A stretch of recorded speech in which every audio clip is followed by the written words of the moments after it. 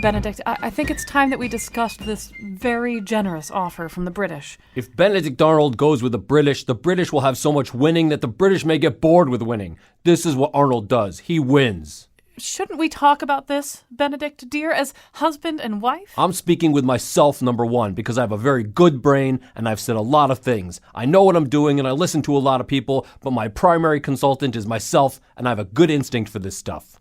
Benedict, you've changed. It's as if when you speak, some other person is talking. Let me say this about Joseph Reed. Lying Joe. So unattractive. A little man with funny hands. And he tries to court-martial me, court-martial Arnold. Arnold, who wins. I just wonder if we should think about how history will judge us. History will say that Arnold was the best. Congress should have promoted him faster. People should have been nicer to Arnold. They weren't nice to this man who wins, only wins. And what happened? This place remained a British colony instead of becoming a great nation that then became not so great until somebody made it great again. Sometimes the words coming out of your mouth are like a different language. I know words. I have the best words. Oh, well, that settles it for me. We're going to go throw in our lot with those charming British soldiers and have a long, lovely life together. I wonder what people will be saying about us 240 years from today. Let's listen in, shall we? And now, the gentleman who took Ethan Allen to Betty Ford, Colin McEnroe. It really wasn't just me. It was an intervention. And even some of the Green Mountain Boys came along. I mean, they realized he had a problem. So, we're going to talk not about Ethan Allen and not about Alexander Hamilton, because you all have Alexander Hamilton fatigue. Although Alexander Hamilton is not a stranger to this story. I guess he will be wandering in and out of it. But we're going to be talking about Benedict Arnold. Benedict Arnold, who has been a source of fascination for really ever since his story unfolded all those years ago. I back in the 1980s, knew a guy named Bill Stanley, who was a newspaper columnist in Norwich and many other things in Norwich besides, and who basically dedicated a big chunk of his life to trying to rehabilitate the image of Benedict Arnold. It's tough to do, given some of the stuff that he did, but there are people who want to explore that. Nathaniel Philbrick, his book is Valiant Ambition, George Washington and Benedict Arnold and the Fate of the American Revolution. He's joining us by phone. Eric Lehman is in studio with me right now. He's the author of Homegrown Terror, Benedict Arnold, and The Burning of New London. Brad Meltzer has written not a book of history, but a thriller, a contemporary thriller, looking back to possible secrets stowed back in the days of Benedict Arnold. It's called The House of Secrets. It's co-written with Todd Goldberg.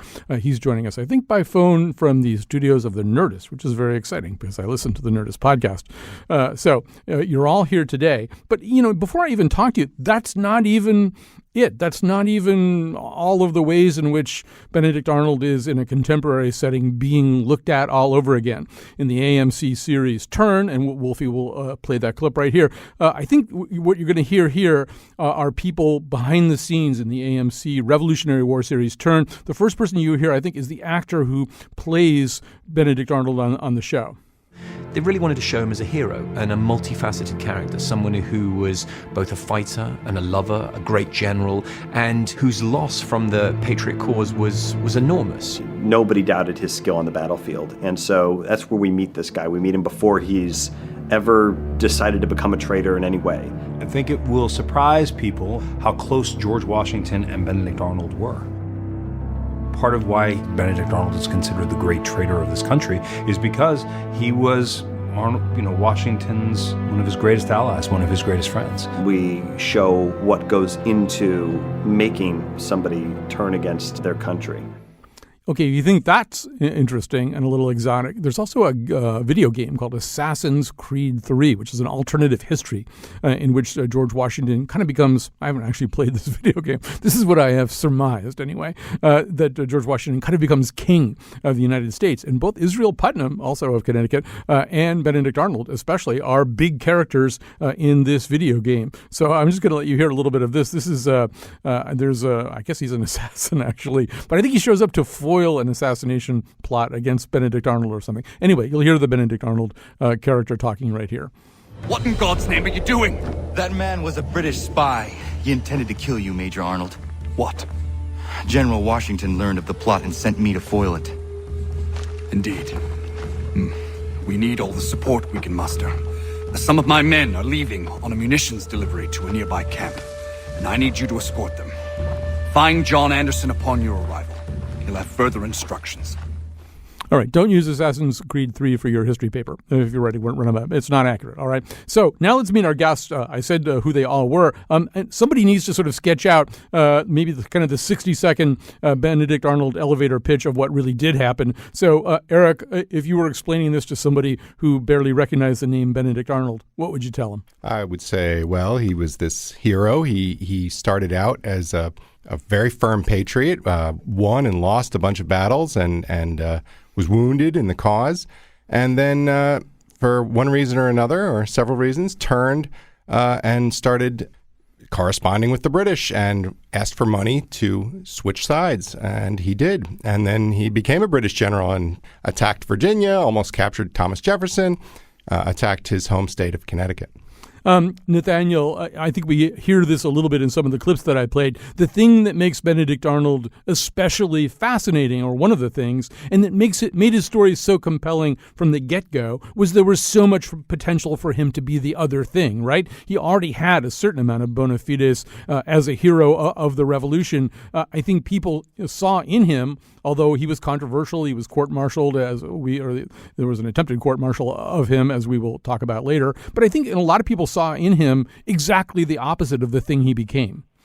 Absolutely. In the beginning of the revolution, he was our best battlefield general, bar none. He took Fort Ticonderoga along with Ethan Allen in the very beginning, then led this incredible march through the wilderness of Maine to Quebec, which won him the title of the American Hannibal, and then fought the British to a draw in a naval battle on Lake Champlain, of all places, that you could argue saved America in 1776. And then to top it all off, at the Battle of Saratoga a year later, he's absolutely instrumental in winning the battle that helps contribute to bringing the French in on the side of the Americans. And so there really was no one, short of Washington, that did more for the American cause in the early years of the Revolution. I want to come back to how incredibly badass Benedict Arnold could be in just a second. But Brad Meltzer, for you, I mean, we live in an age that's fascinated by dualism. You know, whether it's Tony Soprano or Walter White or Jamie Lannister on House of Cards, there's nothing that attracts us as a guy who appears on the face to be just a proper villain and maybe even a monster of sorts, but who also seems to have that kind of soft, creamy center somewhere, or that little spark of potential goodness. I assume that as somebody who writes contemporary thrillers, along with a lot of other stuff, that's one of the things that drew you. No, absolutely. That's what drew me 9 years ago. I've been working on this because I was in the National Archives, and they took me into one of their treasure vaults in Washington, D.C., and they took me in this back room. They opened up a drawer, and there was this kind of, old piece of stationery, a single sheet of paper. It looks like a paperback book turned sideways. And it was an oath of allegiance. And what George Washington used to do is take his top military men and have them line up and sign, "I do solemnly swear I will forever be loyal to this country." And we still do it today with our military. You raise your right hand when you enter the military and solemnly swear you're going to be loyal to America. And the one they handed me, they were all numbered in the corner, number 1, number 2, number 3, 4, and I had number 5. And the cursive swirl handwriting was signed by Benedict Arnold. And in that moment, Benedict Arnold was no longer this kind of like curse word we call each other. But in this exact moment, he's a hero. He's a decorated military officer. He's one of Washington's top people. And he put pen on this sheet of paper, and he swore this oath, which at that moment, I was like, this is not just a bad guy. He's also a good guy. And isn't that the real appeal, at least for me, is, when I was doing House of Secrets, what really struck me was, we all are good and we all are bad. And we even say in the book, is Benedict Arnold a good guy or is he a bad guy or is he just complicated? And I think for all of us today, we're all scared and we're all brave and we're all bold and we're all terrified and we're all amazing. And sometimes all in the same day and sometimes all in the same hour, depending on when you catch us. And I think we used to realize we had some George Washington in us. Now we feel like we also have some Benedict Arnold in us. And really what we all are is just complicated. Mm-hmm. Betsy Kaplan, who produced the show, actually does not have any Benedict Arnold or badness in her. But I take your point. Pretty much everybody else does. We're all pretty dualistic besides that. So, Eric, you're probably the person of the three the least likely to cut Benedict Arnold much slack over the long haul. But, you really do have to give him credit for being totally badass in this early period. And we even skipped over the Battle of Ridgefield. It's so typical Benedict Arnold, right? He gets two horses shot out from under him. The first time the horse falls on top of him, and this British soldier runs up to him, gun pointed, and demands that he surrender. And Benedict Arnold supposedly says something like, "Not yet," and shoots the guy. I mean, this, really, when he's in full, when he's in full attack mode, he's a pretty tremendous fighter. Yeah, he's a badass all the way through his life, actually. I mean, later on, the French capture him during the Napoleonic Wars, and they're going to sell him to the Americans. He's in his 50s by this point, and he escapes them, jumps off the ship, swims to a British ship, and escapes. He was physically courageous. I think sometimes we conflate physical courage with moral courage, and I think that's a problem, especially when you're talking about someone like Arnold. But he was a competent battlefield general, as they said. And you read the first half of my book, and he's the hero until he's not.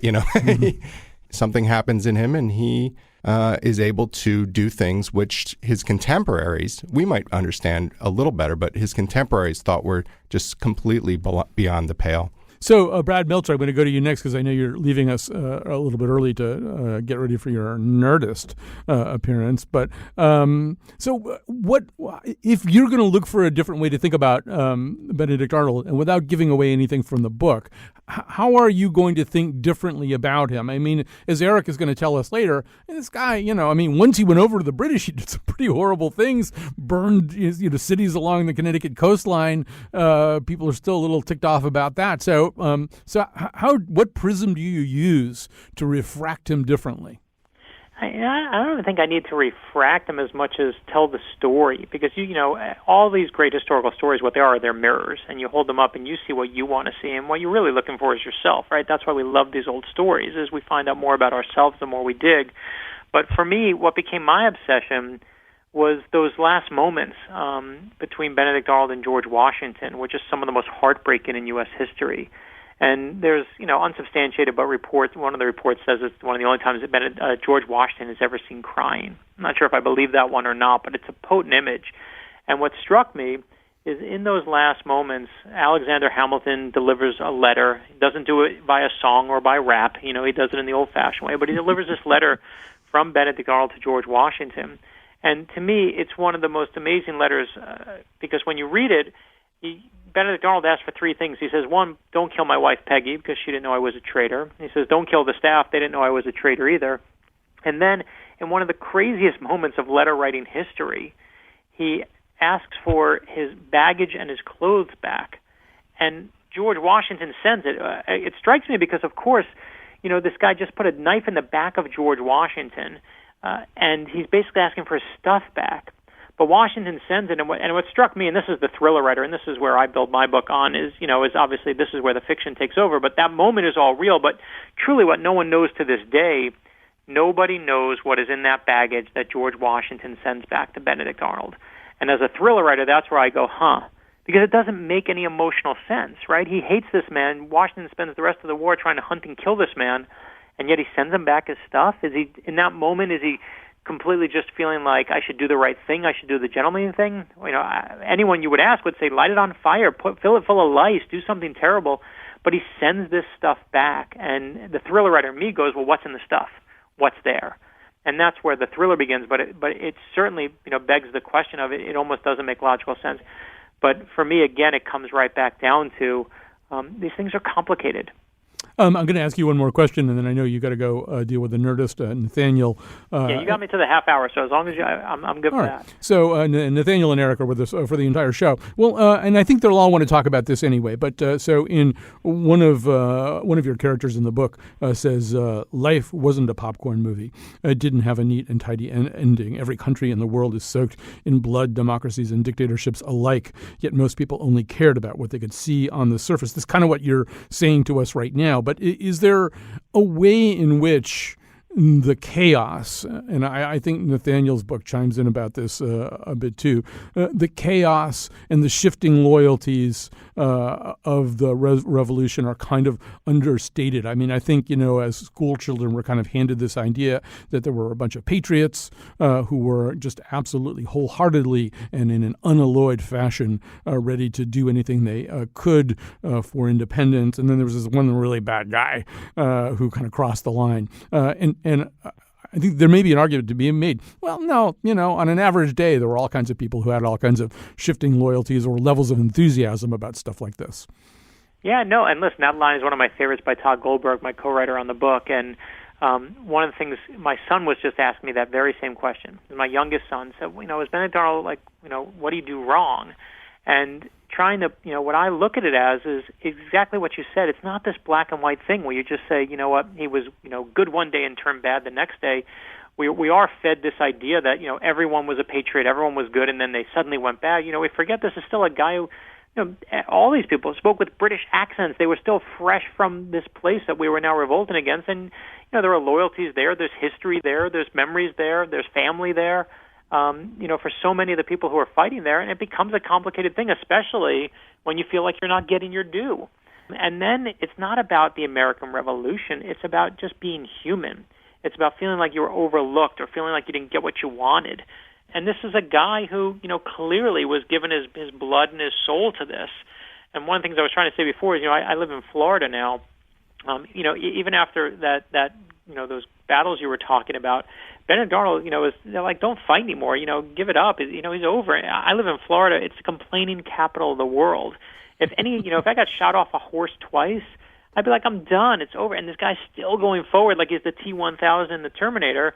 And it lets us tell this amazing story. But again, that doesn't mean he's a hero. It doesn't mean what his moral state is. He's clearly a driven man, and driven men want. And when you have a lot of wants, for the opposite side, that you also have a lot of opportunity. And that's where Benedict Arnold becomes the most interesting to me, because he becomes a person. He's not some, we used to always be interested in George Washington and the Founding Fathers, and I think, this is why Alexander Hamilton or Aaron Burr are suddenly at the forefront in the play, or why you have three people at the same exact time talking about our Benedict Arnold books, which is insanity in itself, but just shows that we're interested in the complexity. We've seen the black and white lantern-jawed, mold that we've seen the Founding Fathers crafted in. But boy, don't we want to see the more complex one, because that's who we are as a country now. Well, insanity itself is pretty much our format. So let's talk about this with our other two writers here. Nathaniel Philbrick, I'm going to go to you first. This is there in your book, too, the notion that this was a revolutionary war, but it was also kind of a civil war. This was a population here in the colonies which didn't really speak with one voice, which was, in fact, trying to sort out who was going to be loyal to whom. Yeah, absolutely. The reality was that instead of fighting the British, most Americans were spending their time fighting each other. There truly was a civil war going on, particularly around the peripheries of British-occupied New York. And so you can see someone like Arnold, who has dedicated the early years of the Revolution to fighting the British, and then watching his own countrymen not being willing to pay the taxes to support Washington's army, arguing among themselves.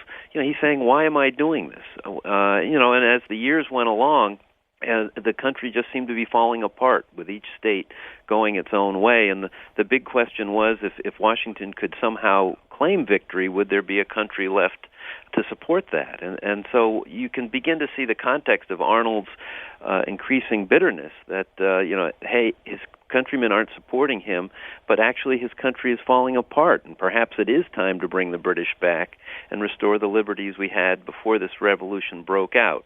That's taking Arnold's point of view, which does not necessarily forgive him for selling his loyalty to the highest bidder. So, Eric, we know that some of this, at least at the outset, was almost determined by geography as much as anything else. I mean, that's kind of what Nathaniel's saying, too. If you lived in New York, pretty good chance you're going to be a Tory. You lived in Boston, pretty good chance you're going to be a patriot. You live in New Haven, I'll just say one quick thing. This is why I don't get invited to any Hartford Courant anniversary celebrations. I unearthed some charges that Thomas Green, the founder of the Hartford Courant, then the Connecticut Courant, when he lived in New Haven, was accused of having Tory sympathies. When he moved the newspaper back up to Hartford, which was much closer to the Patriot stronghold, 100% Patriot. And there was some of that fluidity in evidence around the colonies for quite a long time, right, Eric? Yeah, I have a lot of sympathy for the Tories and the Loyalists. I mean, most of them thought what they were doing was the right thing to do for their country. And I think that we shouldn't lump Arnold in with them necessarily, because Arnold, unlike most of them, who, when the British took New York, went over to, there were people from Connecticut who went across the Sound and joined the army, the British Army. So they fought for what they believed in, for their home. They thought that the revolution was going to lead to chaos and anarchy. And so Arnold, though, he's fighting very valiantly for one side, and then in the middle of an armed conflict, switches sides and takes money to do it. And then he's literally fighting in some cases against former comrades who he had shed blood with earlier. People really couldn't understand that back then. It was really, it blew their minds.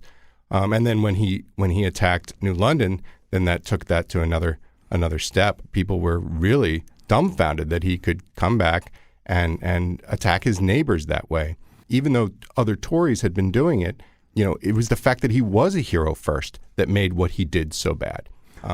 Sorry, I didn't mean to interrupt. But actually, I think we'll just grab a break here. When we come back, I think it's time for Eric and Nathaniel to talk about, what did happen? Like, how come Benedict Arnold was not just this unalloyed hero from day one of the revolution to its very end? What happened to this guy? When Arnold and the Champlain men delayed the British so, and how the Navy found its start hollow beaten in Valcour Bay, and saved the young country from British success through resourcefulness that may. All right, so we're doing a whole show about Benedict Arnold. I'm so happy. I've wanted to do this for a very long time. Nathaniel Philbrick, author of Valiant Ambition, George Washington and Benedict Arnold, and the Fate of the American Revolution, and Homegrown Terror by Eric Lehman, Benedict Arnold, and the Burning of New London. So, actually, Eric, I'm going to start with you and then transition from there to Nathaniel. So, I mean, one way to look at this guy is he's kind of John Rowland with a musket. He's a narcissist. He's a materialist. He has a lifestyle he can't support. And in a way, this is kind of the history of treason, too. If you look at the Cold War, some of the American intelligence people who went over to the other side and stuff like that, there's a small group of them who are attracted to ideology. But for the most part, it's, I want money and I'm not being taken seriously enough where I am right now. I'm not being advanced enough. Nobody understands my contributions. I mean, in a way, this guy is just sort of your boilerplate defector. Or is there another way to think about it? I think you nailed most of it there. I mean, people always ask me, why, what is the cause of this? Why did he go bad? And I always say, well, why do men go bad? Money and young women. It's something that his contemporaries talked about the whole time. They couldn't, Lafayette pained him to call Arnold a scoundrel because they had been fighting together. But, Washington thought he was a sociopath. He didn't use that word, but that's exactly how he described him, even though he had been like a father to Arnold before this defection, before the West Point debacle. That's what I think is going on here. I mean, I think that his betrayal, we were talking before, his betrayal was not of America, because as you pointed out, America didn't really exist back then. His betrayal was of his friends, the friends he made in the army, the friends that he had as a merchant, the people he fought beside. That's where I find what he did beyond the usual defector. Okay, so Nathaniel Philbrick, a real deep Benedict Arnold sympathizer, of which there are some, would say, well, I mean, which is the chicken and which is the egg? In some ways, Arnold felt betrayed. He'd been injured in battle. He was brought before a court-martial over a bunch of nickel and dime stuff, as far as he was concerned, that never really stuck anyway. There were ways in which he felt betrayed. But I guess I would ask you, did he feel legitimately betrayed? Yes and no. Early on in the war, he dedicated a lot of his personal fortune to supporting the war effort, and Congress showed no interest in reimbursing him for that. And then he was overlooked for promotion. After the Battle of Valcour Island, he was our best brigadier general, bar none, and Continental Congress, in its wisdom, decided that since Connecticut already had 2 major generals, they were going to pass over Arnold and elevate 5 people past him to major general. And this irritated him. But I think that, the one thing you have to really look at is the injuries he sustained at Saratoga. This was a guy whose physicality was absolutely essential to he was a natural athlete, swashbuckler from the beginning. And at Saratoga, he's already injured his left leg once in Quebec. And at Saratoga, his left thigh is fractured by a musket ball. Splinters are leaking out of that leg for months to come. He's in a bed for more than 4 months, confined to what's called a fracture box, the equivalent of a medieval torture device. And, meanwhile, Horatio Gates, his great enemy and commander at Saratoga, gets all the credit for the battle that you could argue Arnold essentially was absolutely critical to the victory. And so, and this messed with not only Arnold's body, clearly, because the leg that would emerge from the fracture box was 2 inches shorter than the other one. It would be more than a year before he could walk unassisted, 2 years before he could ride a horse. And, but psychically, he was really changed after that. And so, all of this had a cumulative effect. And then he does meet a beautiful woman that would contribute to all this. And so, I think, you can develop all sorts of reasons why he does it, but ultimately what we do is determined by our character. And you can see sort of the seeds of where Arnold will ultimately go in the beginning. He is hot-headed. His passionate nature is something he has a hard time controlling when he's not in a battlefield situation, and he rubs people the wrong way. But, he had his reasons. And so I think that's kind of disturbing for a lot of Americans, because it's so easy for us to say, hey, he was evil from the start. By turning traitor, he revealed who he really was. And, the truth is reflects kind of badly on the Americans, because it was a dysfunctional Congress, which is nothing new, that contributed to a lot of his problems, and so I think in some ways all Americans were complicit, because remember, America was established through an act of disloyalty. We rebelled from England. And I think there's, sort of residual guilt hovered over the beginning of this country, and Arnold fed to that in a very alarming way to Americans. And so he really, he was a lightning rod from the start, and he continues to be a lightning rod to this day. Actually, as Eric knows, there have been trials, sort of mock trials of Benedict Arnold down in Norwich in the past and elsewhere, and it's something high school history classes all over the country decide to do. But also at the National Museum of American History, part of the Smithsonian, they now do this thing. I think they call it a time trial of Benedict Arnold, where somebody comes out, he's Benedict Arnold. The audience kind of gets to ask some questions and make kind of a decision. We'll just play a little clip of what that might sound like on a typical day at the Smithsonian. My understanding is that you were a great general and did many good things, but then you betrayed your country. My country? What country? The United States of America was no country. No authority had been given by the people to conclude it, nor had they authorized its ratification. There was no constitution. There were only these words of ambitious men fraudulently avowing this affinity for perpetual union. And let me assure you, this union was a farce. So there you go. This country, what country? Exactly what Nathaniel and Eric have alluded to, that this was a rebellion, so it's a little bit more of a moving target or a shifting set of loyalties. But Eric, all right, so Nathaniel sort of said two things which make me think of Macbeth. One of them is obviously that Macbeth is the question that Nathaniel's asking. Does Macbeth contained within him? Was he always the person that he eventually becomes in this Shakespearean tragedy?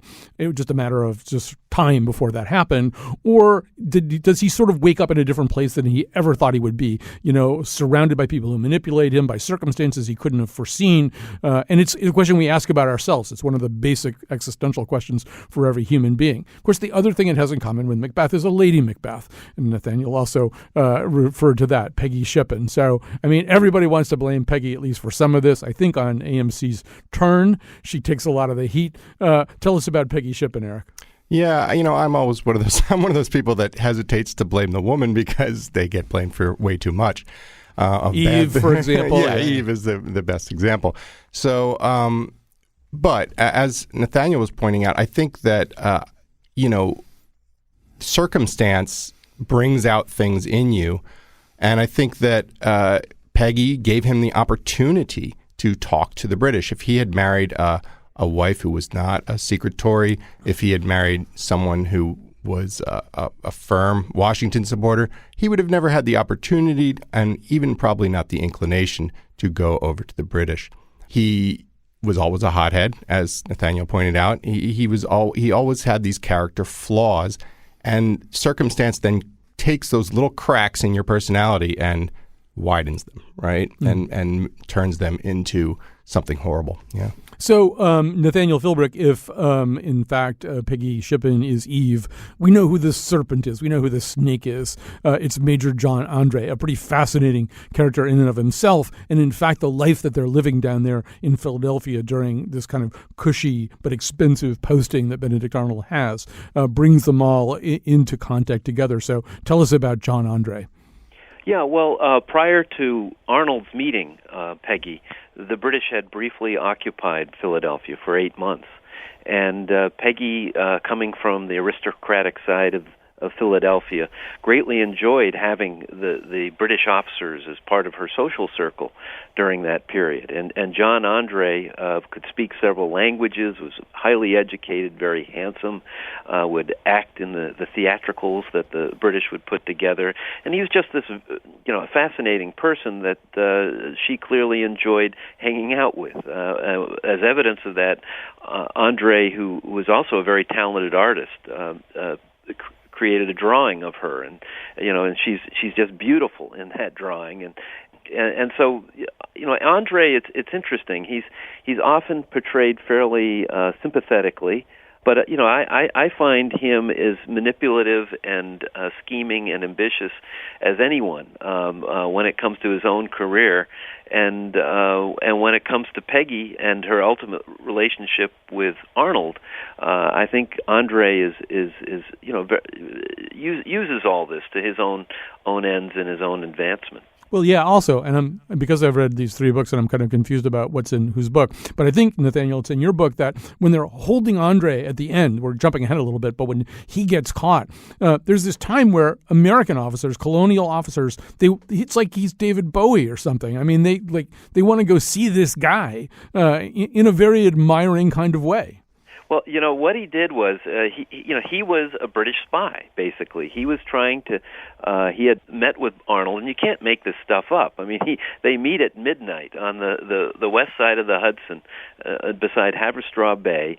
Arnold gives him documents that are essential to the British ultimately capturing West Point as bloodlessly as possible. And but Andre's forced to make his way down the Hudson back to British-occupied New York, and ultimately gets captured by 3 militiamen.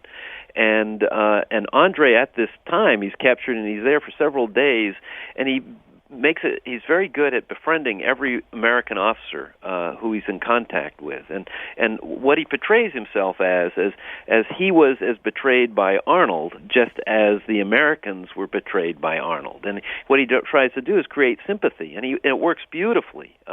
Hamilton is completely infatuated by Andre, and almost has a falling out with Washington, because Washington is one of the few people who says, no, this guy's a spy, we hang spies. And that's what ultimately happens. But many of the young American officers see Andre as what they aspire to be, an honor-bound man of the world, a man of education.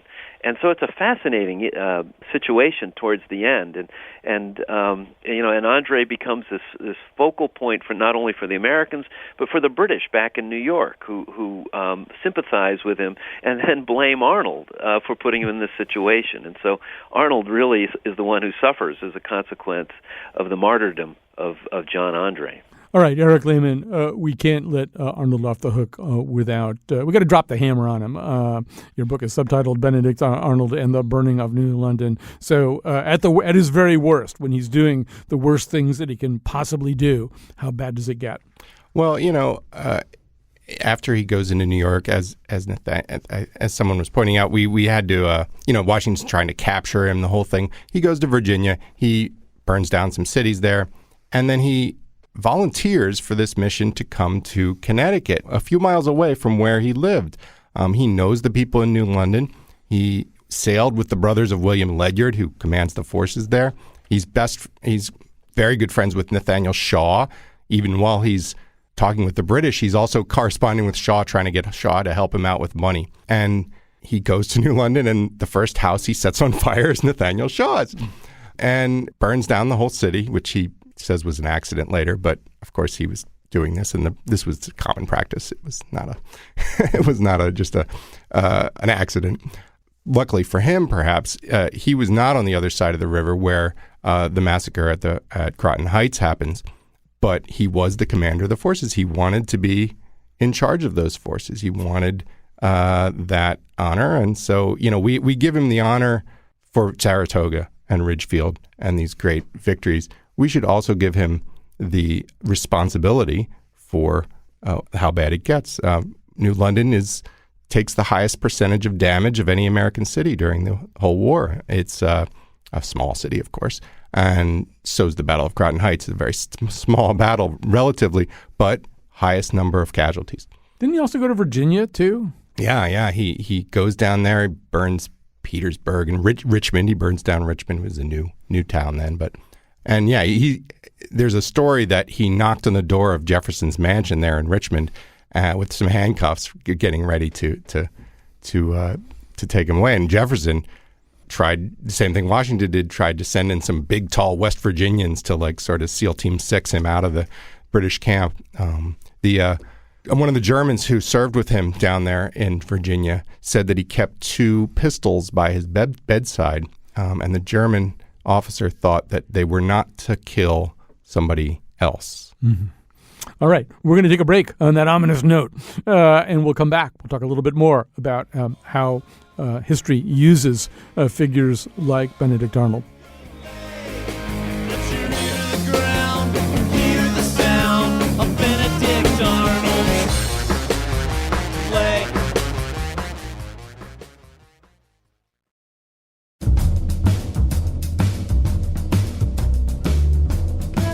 Stay with us. We might be able to blame all this stuff on General Horatio Vader, Darth's cousin. Today's show is produced by Betsy Kaplan and me, Kyone Wolf. Our interns are Leah Myers and Esther Shitu. Greg Hill appeared in the intro and tweets for us at WNPR Colin. The part of Bill Curry was played by Sam Adams. For show pages, articles, and videos of the Here and Now staff reenacting the Battle of Saratoga, go to our website, WNPR.org/Colin. And now, back to Colin.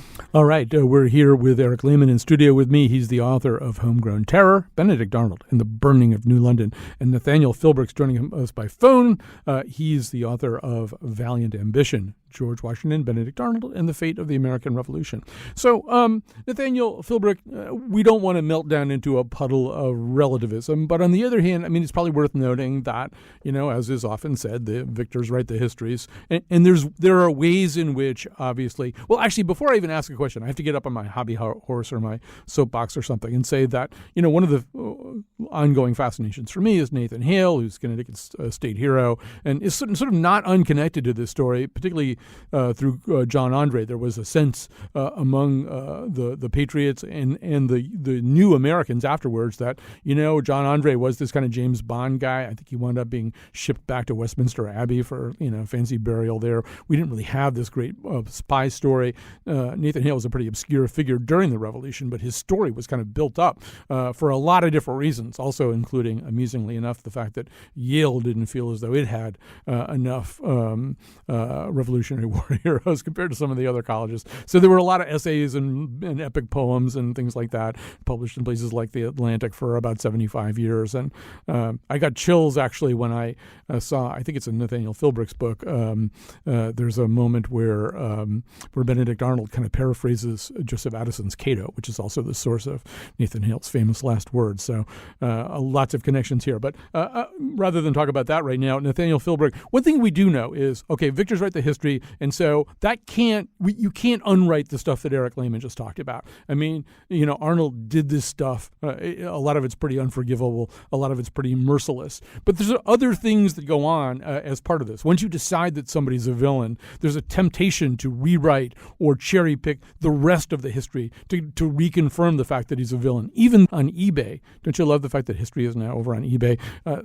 They found this letter from some participants in the Battle of Saratoga, which kind of makes it clear that even some of the questions that were asked about Arnold's behavior there are wrong, that he really was maybe even more epic at the Battle of Saratoga than anybody had suspected. And one of the historians up there in Saratoga said, yeah, but see, once he was a villain, then there was no real incentive to find him heroic in some of his earlier behavior. So, I mean, I sense in your book, there's a little bit of that. It's like, well, did we ever have any real incentive to think about this guy in anything other than the kind of villainous tincture that we needed for our nation building?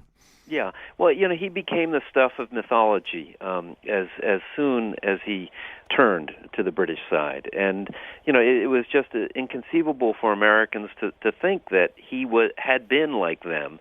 And faced with what was happening with the revolution, whereby it looked like the American people had basically turned their backs on the commitment they had made with the Declaration of Independence, that someone who had been a great hero could make the decision that it was time to abandon the cause and bring back the British. And so it was much easier to say this guy was evil incarnate. He was so evil that he was able to mask it throughout those first few years. Even though he performed well on the battlefield, that was because he was just inherently an evil person who was doing his best to hide it. And ultimately he was revealed, and thank God. In fact, it was through the intervention of a deity, his plot was revealed, and we were saved. And that's a very comforting approach to explaining it away. And Arnold. I mean, part of the thing about Arnold is he was, like many people, his own worst enemy. When he would do these great heroic battles, he would then anger his fellow officers and the politicians and would make problems for himself. And when I was working on this book, there was this tendency to say, "Come on, Arnold, just hold on, control yourself, be quiet here and let your achievements lead for you, rather than piss off everybody."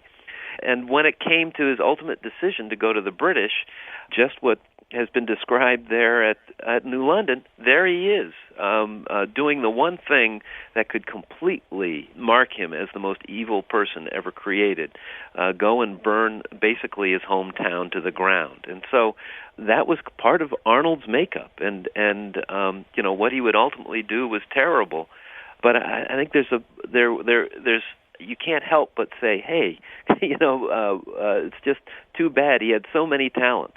And yet he had this essential flaw that would ultimately lead his character into becoming what is basically a parody, but a necessary parody for a country that had its hero, George Washington, and needed a villain if it was going to have a Genesis story. And Arnold was the perfect candidate for exactly that.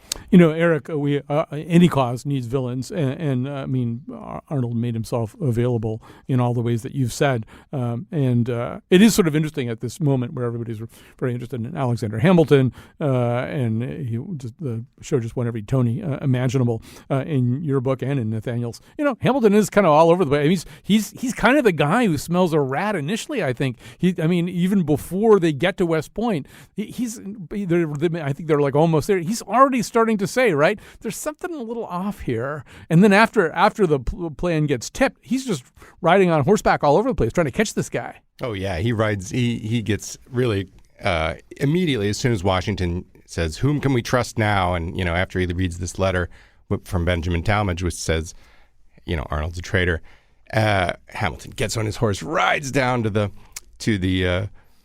where the nearest British ship was, which is what Arnold was heading for. There was a little incident that happened when Arnold got onto that ship, which made me. There were lots of little things that made me not like Arnold too. He has two Americans row him over to the ship, saying, "I'm under a flag of truce." And as soon as he gets on the ship, he says, "Arrest these two guys. They're revolutionaries." And the commander of the British ship thinks this is so beyond, it is not what gentlemen do in war, and he lets the guys go.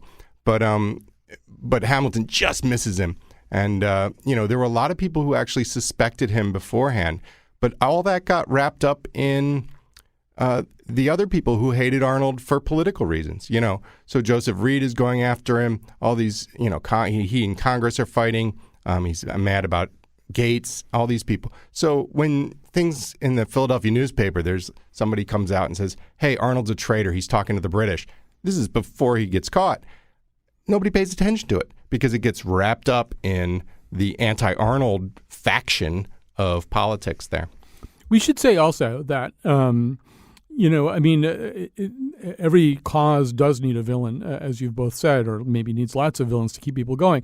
This war dragged on for a really long time. And so in 1780, there was one of those essays written by Publius, who we think probably was Alexander Hamilton, kind of trying to use this Benedict Arnold story as a way of whipping up flagging spirits. Here's this horrible guy. Look what he almost did to us. Nathaniel Philbrick, in that sense, that's sort of the other way you need heroes. This war took a long time to conclude itself. It was fought by all kinds of people under all kinds of circumstances, either with or without the proper resources. So when you have something like this, you can kind of use it to whip up your base.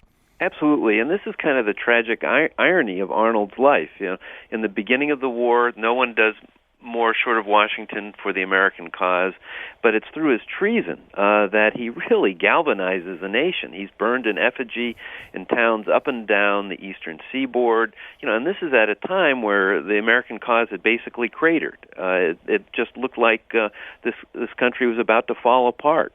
And leave it to Arnold to inject some kind of sense of, oh my gosh, we have this shared enemy, and it's not just the British; it's from within.